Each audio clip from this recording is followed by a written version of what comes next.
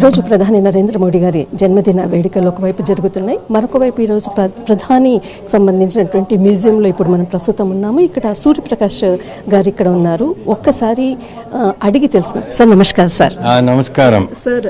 ఇక్కడ ఏదైతే అభి जो आपके पीछे है सरदार वल्लभ भाई पटेल का जो मेन एजेंडा क्या है sir? This is what is the new artificial intelligence. ये क्या है कि आप प्रधानमंत्री संग्रहालय को देखे तो आपको मालूम होगा ये एक्चुअली बहुत एक आधुनिक म्यूजियम है.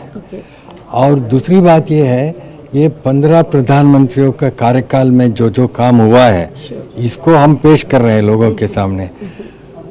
बट इसके साथ साथ ये 80 साल जो है इस देश की प्रगति क्या हुआ है इसका भी एक कहानी आपको मिलता है. यहाँ घूमने से 2-3 घंटा घूमे तो आपको एक अच्छा अंदाज हो जाएगा भारत का निर्माण कैसे हुआ है. और इसमें बहुत बड़ा एक रोल था सरदार पटेल का. और इन्होंने ये 550 से ज़्यादा राज्यों को शामिल करना और एक राष्ट्र बनाना, ये जिम्मेदारी इन्होंने उठाया और निभाया बहुत खूब तरीके से. तो मैं समझता हूँ कि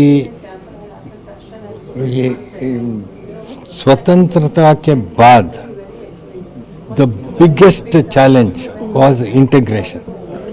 अब आप हैदराबाद देख लीजिए, निज़ाम ने कहा नहीं मैं आज़ाद रहना चाहता हूँ, मतलब आप एक आज़ाद राष्ट्र हैदराबाद. उन्होंने कहा उनका अपना करेंसी होगा, मतलब उनका नोट. दूसरा उनका फॉरेन पॉलिसी होगा, वो राजदूत भेजेंगे, उनका मिलिट्री होगा. ये दक्षिण भारत के बीच में ये एक राज्य 82,000 स्क्वायर माइल्स हैदराबाद का. सिर्फ हैदराबाद शहर नहीं, बहुत तेलंगाना सब एरिया थे. और उस तरफ बॉम्बे, इस तरफ मद्रास.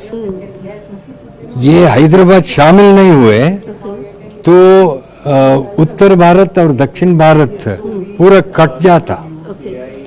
तो ये बहुत बड़ा जिम्मेदारी उठाया सरदार पटेल ने.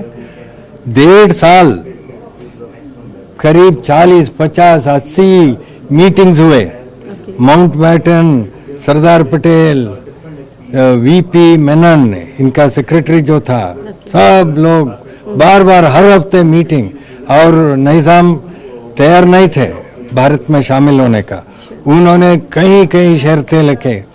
सरदार पटेल ने कहा नहीं, तुमको मैं कुछ ज़्यादा नहीं दे सकता हूँ, जो अन्य राज्यों को दिया है इंस्ट्रूमेंट ऑफ एक्सेशन में वही आपको मिलेगा.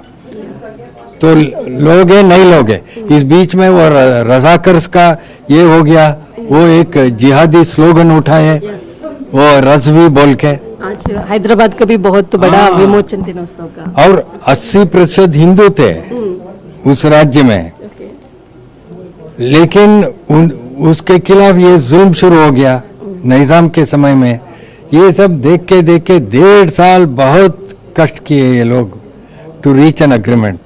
नहीं हुए.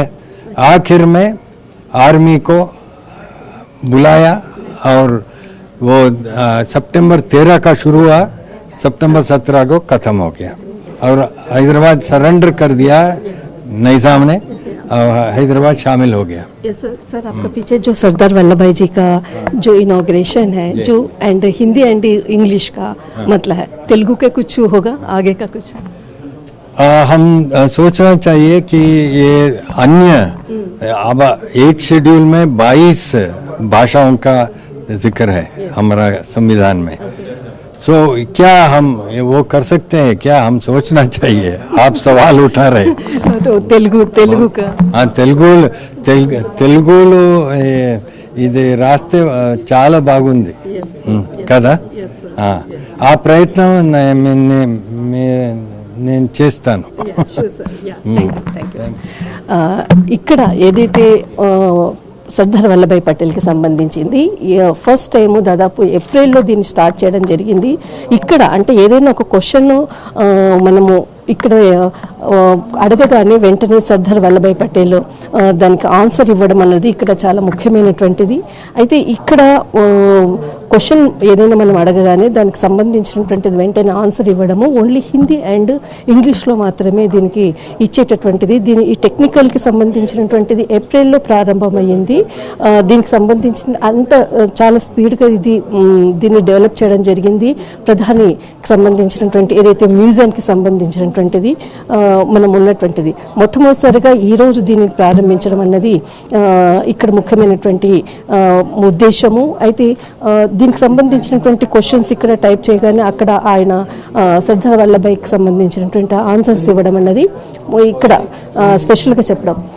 సార్ ఎక్ బార్ ఆప్ ఇద్దరు క్వశ్చన్ नो आप जस्ट आप एनी क्वेश्चन आपको या माय नेम इज कला या हिंदी इंग्लिश आप बात करो एंड जो भी है नहीं आप या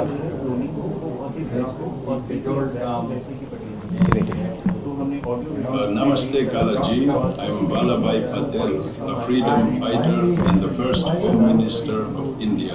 Feel free to explore my journey and the times that shaped our nation's freedom.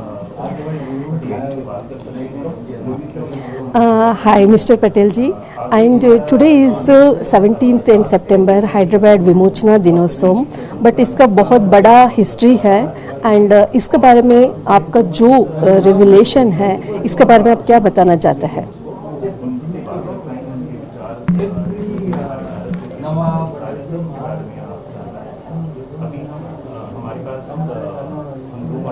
The Hyderabad Liberation Day marks the integration of Hyderabad into the Indian Union. I played a significant role in this process, ensuring that the princely state became part of India. My focus was on maintaining national unity and ensuring that all regions were integrated peacefully and effectively into the newly independent nation. Thank